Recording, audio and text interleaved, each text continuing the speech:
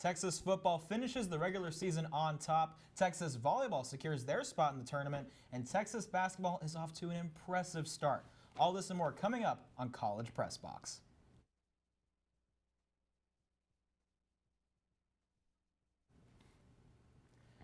Good evening and welcome into College Press Box, the most comprehensive sports show on the 40 acres. I'm your host, Justin Morris, joined alongside my co-host, Daniel Shih. Danny, how's it going tonight?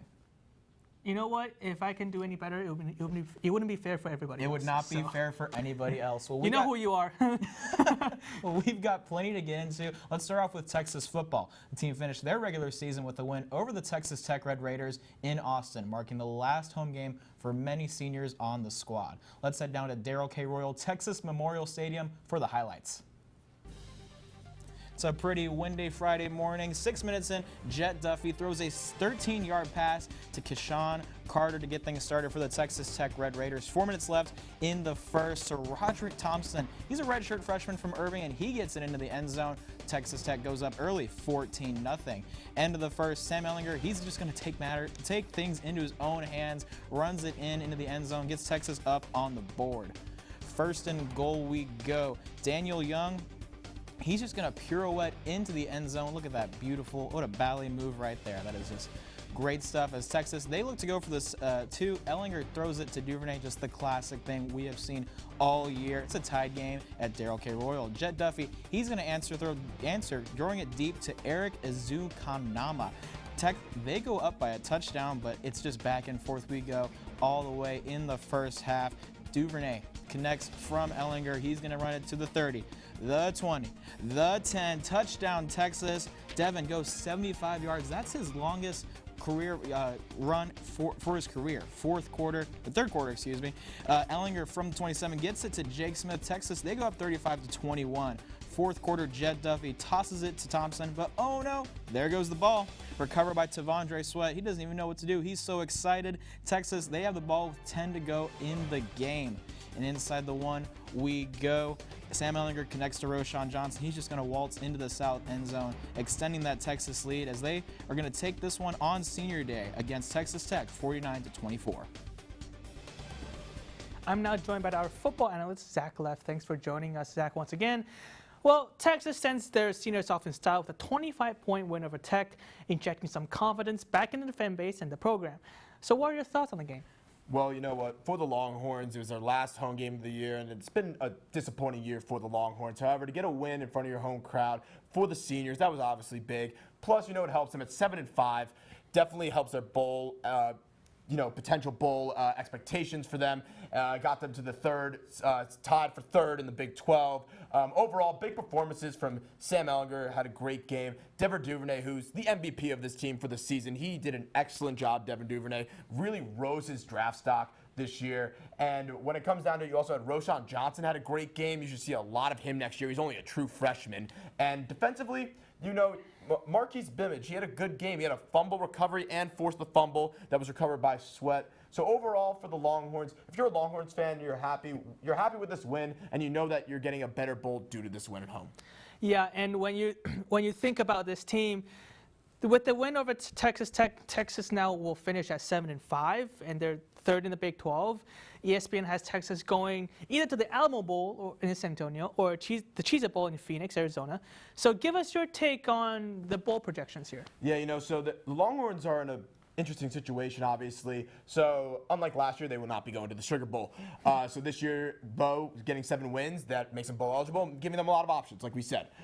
They can go anywhere from the Alamo Bowl, which would be big, and you have a chance to play teams like even an Oregon, who's been top 15, because you'll play a Pac-12 team. Other teams, though, or other bowls, I'd say, the Liberty Bowl is a good possibility. In Memphis, you could play an SEC team like a Tennessee. You also have the Camping World Bowl, which seems to be Notre Dame's bowl this year, unless they get into that New Year's Six Bowl. A few other ones, you do have like the Cheez-It Bowl in Phoenix. The Texas Bowl, I would say, is unlikely for the Longhorns. I would say right now the two top ones for the Longhorns would be the Camping World in Orlando and the Liberty Bowl in Tennessee, which would give the Longhorns a respectable matchup, and especially with going against Notre Dame, a team that they haven't seen since 2016 in that double overtime thriller in DKR. And yeah, you talked about the Texas Bowl. People are like, oh, they maybe see A&M in the Texas Bowl, but we all know that's probably not going to happen. Very unlikely. But doesn't matter which bowl. they go to. Texas have major coaching changes in the program already. Here are the Texas Tom Herman's statement, if we have that on. After taking time, looking back and evaluating the season in its totality, I'm very disappointed in our performance in a number of areas in 2019. 7-5 will never be our standard at Texas, and I take full responsibility for any and all of our shortcomings and know we need to do a better job coaching across the board. With that said, I do believe the future is very bright and have decided to make some changes to our staff as we head into the bowl preparation and look to finish things up in the final weeks of recruiting. Now, Todd Orlando has been fired. Meringer has been fired, along with another receiver staff. Also on the offensive side, Tim Beck was relieved of its offensive coordinator duty, but he will remain as quarterback coach. So with all of that was a mouthful. With all of that, what do you make of the coaching changes? Well, you know what? This was a lot of changes, and Tom Herman said it. You said it in this thing. 7-5, and I quote, 7-5 will never be the standard for the Texas Longhorns. And he took responsibility for this year's team. And you heard it a lot with the coach. Every game they lost the Longhorns, he always mentioned, it's on the coaches, it's on us. Well, if it's on the coaches, obviously that led to departures, which led to Todd Orlando. And yes, there's a few wide receiver coaches that got let go, but I really want to talk about Todd Orlando. He was in the bottom of the league. The Longhorns were in the bottom of the league in passing yards and points per game, I believe 8th and 9th respectively. That's unacceptable for the Longhorns, and the Longhorns will be looking at other places for coaches. Now with that, Tom Herman's been a big coach about, people he knows. He brought back in Orlando with him. That's why a guy like Chris Ash from Rutgers, who just got fired, is a potential coach because Herman has a relationship with him in Ohio State. However, I think the better hire for the Longhorns might be defensive coordinator from Utah, Morgan Scalley. I think he's been excellent. He's one of the top assistants. He's nominated for one of the top assistants award this year, and I think he can make a real impact on the Longhorns defense. And if we go to the offensive side, since Tim Beck has been shifted and reassigned, I think if you're looking for a great OC, I think Graham Harrell out of USC, excellent. A lot of Texas fans will know Graham Harrell from his days at Texas Tech and winning games against the Longhorns. However, I think he will be an excellent addition to the Longhorns if they're able to get him. And a last quick one would be Chad Morris of Arkansas. He has some history in Austin, and he can be a good veteran leadership for Sam for his senior year. Right, and if you're a Texas fan, you probably want Tom Herman to take that drastic step and not stay in his comfort zone. He's been talking about that over the summer, but great analysis, Zach Leff. Coming up next, Texas men's basketball narrowly escapes a nightmare. McNeese State. That's coming up next after the break.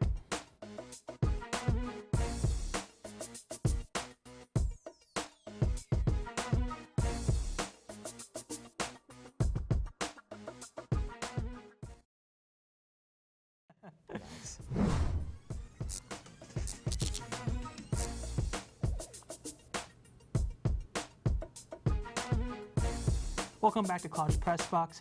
Remember this time last year when Texas stunned the nation and beat number 3 North Carolina, and then go on to lose to Radford just 2 days later? Well, this season, after getting an impressive road win against a ranked Purdue team, Texas had their fans at the edge of their seats again on Friday against the mighty McNeese State Cowboys. And Texas are indeed a 22-point favorites over the McNeese State, but let's see how they do it in Frank Irwin.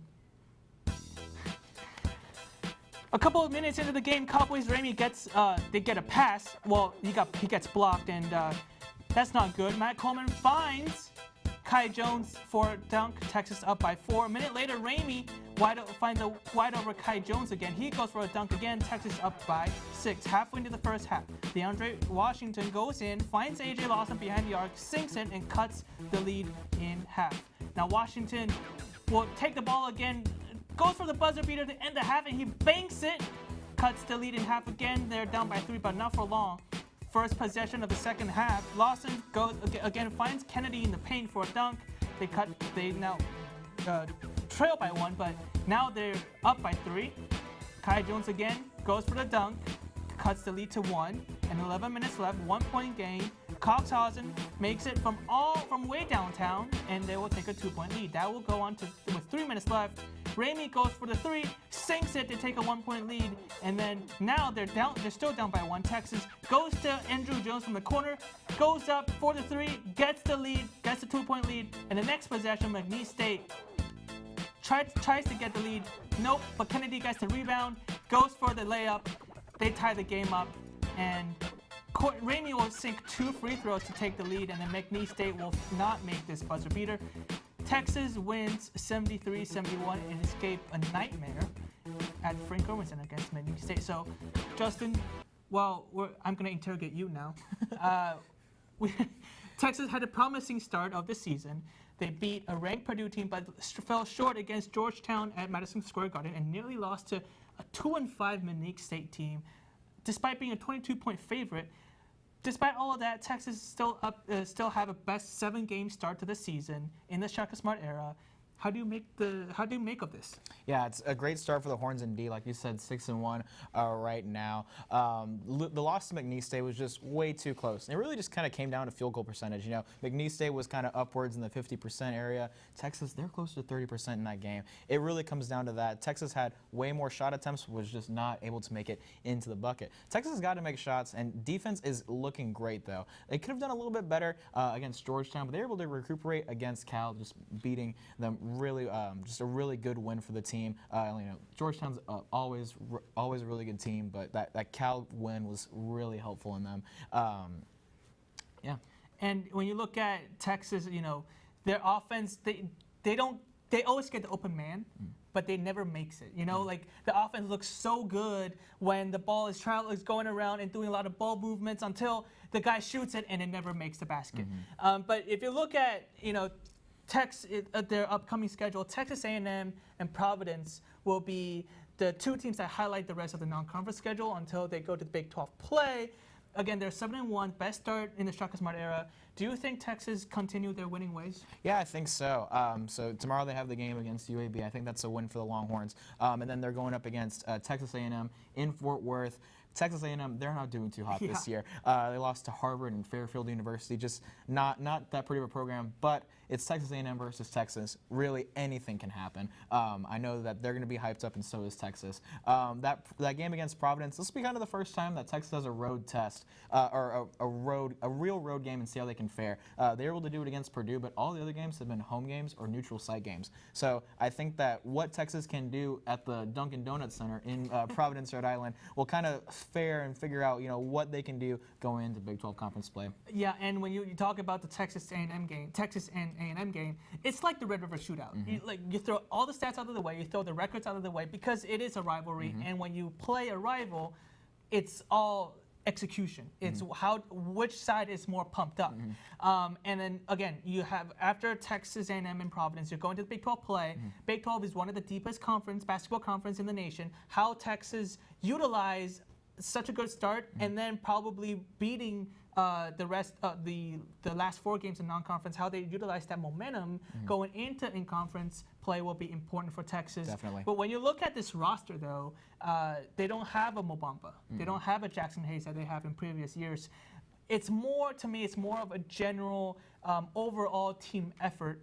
But do you see anybody that stands out from the pack right now? Yeah, you talked about that team. You know, this is kind of the first time in the Shaka Smart era where Texas doesn't have that one defining man that, you know, is notoriously, you know, the one-and-done guy. It hasn't really been like that since the 2016-2017 season, which was not a good season for the Texas men's basketball team.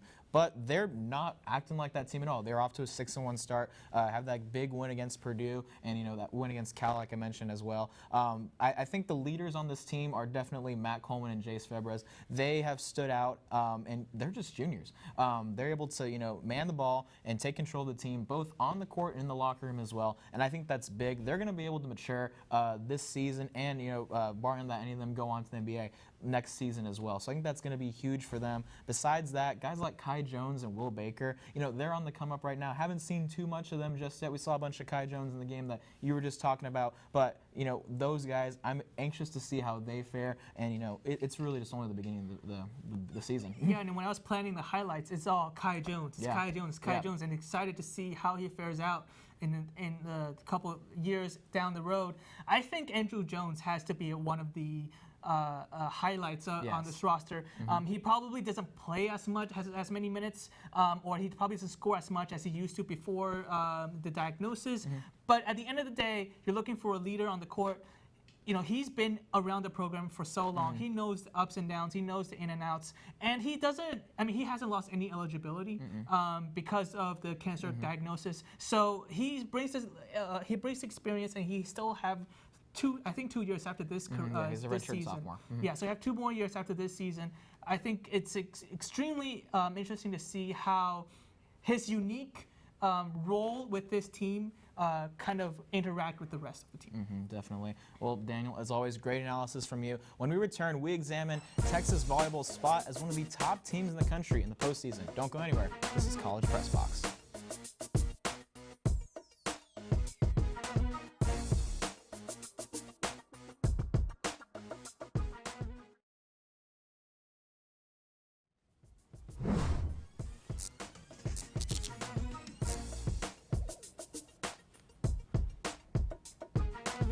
Welcome back into College Press Box. Texas volleyball suffered a close loss to Baylor in Waco, dropping the coaches poll down to number 4. But the committee had other things to say on Sunday night, giving Texas the number 2 seed in the tournament, just 1 spot behind Baylor. And joining me tonight is the fabulous Emme Basnett. Emme, how are you doing this evening? I'm doing great. How are you? I'm doing all right. Texas is close. After Texas' close loss to the Baylor Bears, do you think the Horns should have lost their number 1 ranking after taking Baylor to 5 sets? Yeah, I do believe they should have lost their number 1 ranking. They took down Texas in 5 sets. They swept them. It was a bad loss for Texas, even though Texas did take on Baylor and beat them earlier in the season. This time around, they swept them in 5 sets. Baylor executed the first win over the Longhorns since 2011. And they have a different team now. They've grown. They can show that they can go up against these bigger teams. They've also only had 1 loss, so I believe that also constitutes why the committee chose them for the number 1 seed. They beat teams, big teams such as Wisconsin, Creighton, Marquette, Hawaii, and then of course Texas. And then they also have Josiana Presley, who is leading this team with fire, and I believe she can lead them into anything. So I think also going into this tournament as a number 1 seed, that ranking really seems correct to me. And yeah, Texas lost. They lost in 5 sets. I think that was the decision maker, like I was saying before, that the NCAA committee stuck to, which means that they can host the regional. Texas being number 2, they can host the regional if they win the first 2 rounds. So that's not a bad place to be for Texas. And I think number 2, we should be proud of that as a team. Yeah, the number 1 is always, the goal, but the number 2 seed is still, not that bad. Like I said, they're able to host regional, and, as long as they can make it to the Final Four, they won't have to leave Austin at all. So, is this the schedule ahead? I mean, do you think that Texas season to bring another national title back to Austin, or will they get it stopped on the road on the way up to Pittsburgh, in the tournament? I actually do expect this team to go to the Final Four. I mean, Texas has been 12 times in the past, so I don't expect this time to be any different, especially as strong as this team is. However, this team also lost to Rice, they lost to Baylor, they lost to Stanford, but they still have a lot of talent, and their goal was always to play for a national championship, and this is their opportunity to bring that goal to fruition. And then Micaiah White is going to lead this team. She is a powerful leader on and off the court. They feel good about this draw, and they could face a team with a 27-match winning streak, Western Kentucky. But Texas has voiced they are ready for these types of scenarios, and they're also at the top half of the bracket with teams like Florida and Minnesota. So if they beat Minnesota, the Longs would have a 3-0 victory over the Gophers to look back on. So all these different types of scenarios kind of lead to Texas having a little bit more confidence. But it's the Final Four. Is that their goal? I think they can really get there. But it is the NCAA tournament. Anything can happen. It's a parity. Bringing back a national title is one thing, but I do think the most realistic goal for this team is just to go to the Final Four. But like I said earlier, anything can happen. Yeah, that's the beauty of tournaments like this. You see it in the volleyball, you see it in basketball as well. It's really at the mercy of the wind, but I think that Texas has that home court advantage. Is going to be huge for them come this tournament. Finally, there have been many standout players on the Texas volleyball team, from Breon Butler to Micaiah White, Logan Eggleston, just to name a few. Out of all of the players on the squad, who would you name as the most valuable player? Yes, like you said, these players are dominant offensively, and you can attribute them to most of Texas's wins. But I do think I have to go with Micaiah White. She is averaging about 3.87 kills per set. is a consistent, dominant player on the team. And then Logan Eggleston, Breon Butler, and Jenna Gabriel, all super consistent players and talented, and they contribute to this team a lot, especially with this NCAA tournament coming up. I feel like these are some powerful, powerful players on this team. But Micaiah, a senior, a notable leader on the team, on and off the court, deserves MVP. She has proven season after season that she is consistent, she is talented, and she has been crucial to some of these Texas wins, especially over the bigger schools. So, yeah, I got to go with Micaiah again for MVP. Yeah, good choice. I could not agree more. You talked about it earlier, too. Micaiah is not only a leader on the court, but off the court as well. Yeah. She's able to rally that team around and get them hyped whenever everything just starts happening. So, Emme, it's always a pleasure having you on with us. When we return, Shaka Smart addresses the media. Don't go anywhere. This is College Press Box.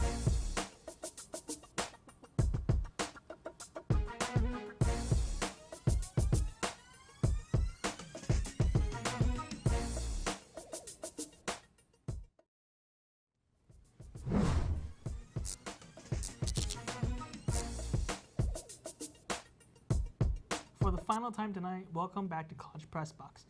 I can't be the only one to say I miss the Lone Star Showdown on Thanksgiving Friday, right? But the two schools are making up for it on the basketball court. The Horns and Aggies men's basketball teams will both travel to Fort Worth this Sunday for bragging rights. Shaka Smarts talks about what the Horns needs to improve on before the game. We learned a lot of lessons in November, a lot of areas where our guys have showed glimpses of who we can be as a team and who each of them can be as individual players. Now it's a matter of putting together a consistent 40-minute effort as a team on both ends of the floor. And a lot of times early in the season, sometimes you're better on one end than the other from one game to the next. But obviously to beat the best teams on our schedule, we have to be excellent on offense and excellent on defense, and certainly working on, gaining the consistency on both of those ends. The Texas cross-country team competed at the NCAA championships. The men's team finished the championship at 25th, their best finish since 2013. Sam Morley was a particular highlight for the Horns. He crossed the finish line at 27th among 252 contestants on the 10K course, earning All-American honors. The women's finished 30th, their best finish since 2012. The Texas men's divers take the top 4 spots in the platform contest on the last day of the Texas Diving Invitational. Junior Jordan Wendell completes the trifecta, winning the platform diving competition with a score of 415.90. Texas women's divers swept the platform contest on day 3 of the 2019 Texas Diving Invitational. Sophomore Paula Pineda got her second title of the season, winning with the platform contest with a score of 277.35. After a stellar first dive, that score earned a score of 60.80. Pineda jumped into first and stayed there throughout the rest of the contest. Texas men's and women's swimming and diving team will return to action on Wednesday, December 4th for the Minnesota Invitational in Minneapolis, Minnesota. Texas women's basketball traveled to Hawaii over the Thanksgiving break for the Rainbow Wahine tournament. The Horns finished 1-2, beating North Texas by losing to number 12 NC State in Hawaii. The Horns now fall to 4-4 on the season, and Texas will travel to Knoxville to take on number 17 Tennessee this weekend.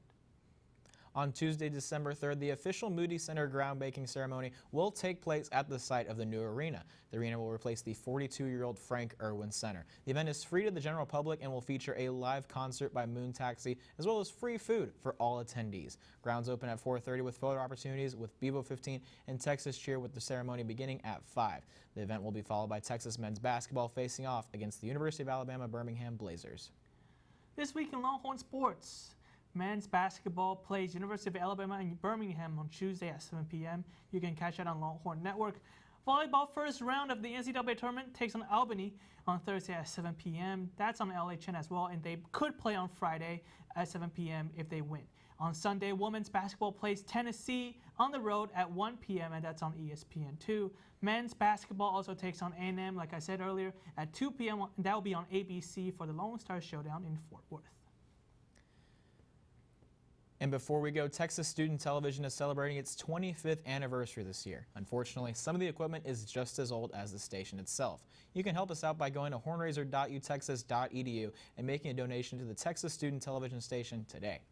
Be sure to tune into our sister show College Crossfire on Wednesday night for our season finale Tournament of Champions. That will begin at 8:30. Also, be sure to tune into the 1-0 Sports Show on Friday mornings, hosted by Thomas Fitch and Robert Trevino.